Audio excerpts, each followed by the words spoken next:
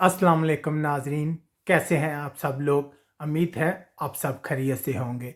मैं हूं आपका मेज़बान परवेज़ इकबाल। जैसा कि आप जानते हैं, मैं आपके लिए लेके आता हूं यूरोप भर से अहम खबरें, चाहे वो सियासी खबरें हों या कोरोना वायरस से रिलेटेड।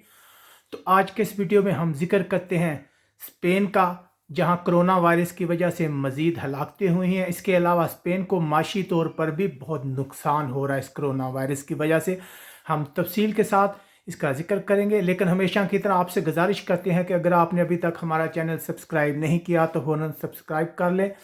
इसके अलावा हमारे वीडियो को लाइक भी किया करें ताकि दूसरे लोगों तक भी ये इन्फॉर्मेशन पहुंच सके। तो बात करते हैं स्पेन की। पूरे यूरोप और पूरी दुनिया की तरह स्पेन भी कोरोना वायरस से शदीद मुतासर है।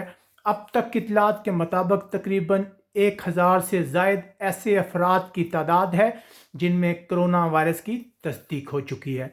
अगर अमवात का जिक्र किया जाए तो पहले 10 अमवात थी, लेकिन अब ड्रामाई तौर पर बहुत इजाफा हुआ है और तकरीबन अब तक जो कन्फर्म इत्तलात हैं उनके मुताबिक तकरीबन 25 अफराद जो हैं वो कोरोना वायरस की वजह से हलाक हो चुके हैं। यकीनन एक अच्छी खबर नहीं है स्पेन के लिए। स्पेन जो पहले ही माशी बहरान का शिकार रहा है, अब कुछ अरसे से इसके हालात बेहतर होना शुरू हो गए थे, लेकिन एक बार फिर ऐसा लग रहा है कि माशी तौर पर मफलूज हो जाएगा कोरोना वायरस की वजह से। जैसा कि हम आपको बता रहे हैं, आज सुबह जैसे ही कारोबार शुरू हुआ है उसके बाद स्टॉक मार्केट जो है वो 7% गिर गई है, कमी वाक़या हुई है। अगर बात की जाए 2003 में जब इराक जंग हुई थी उस वक्त ऐसी सिचुएशन थी, उसके बाद अब ऐसी सिचुएशन है कि यहाँ पे स्टॉक मार्केट गिरी है।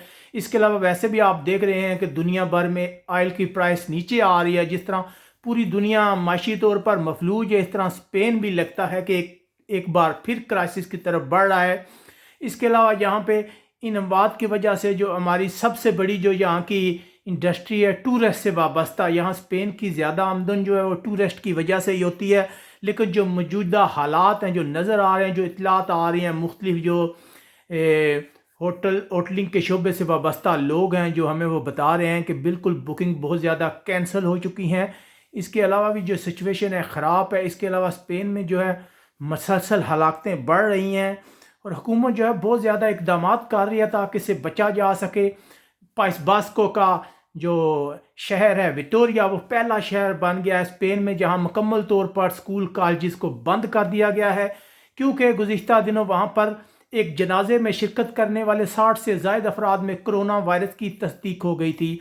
जिसके बाद स्पेन की गवर्नमेंट जो है वो बहुत ज़्यादा परेशान है। आज एक अहम मीटिंग होने वाली है वज़ीर आज़म की क़यादत में, जिसमें गौर किया जाएगा क्या मज़ीद इकदाम किए जाएँ, लोगों की नकलो हरकत को रोका जाए या मज़ीद ऐसे इकदाम किए जाएँ कि इस कोरोना वायरस को फैलने से रोका जाए। क्योंकि अब तक जो भी हलाकतें हुई हैं उसमें यह नोट किया गया कि ज़्यादा ऐसे लोग हैं जिनकी उम्र 70 साल से ज़्यादा है, वो इससे मुतासर हैं। मज़ीद इकदाम का ऐलान जो है आज वज़ीर आज़म जो है वो काबीना के इजलास के बाद करेंगे। जैसे ही इस सिलसिले में कोई पेशरफ्त होती है हम आपको फौरी तौर पर आगाह रखते हैं।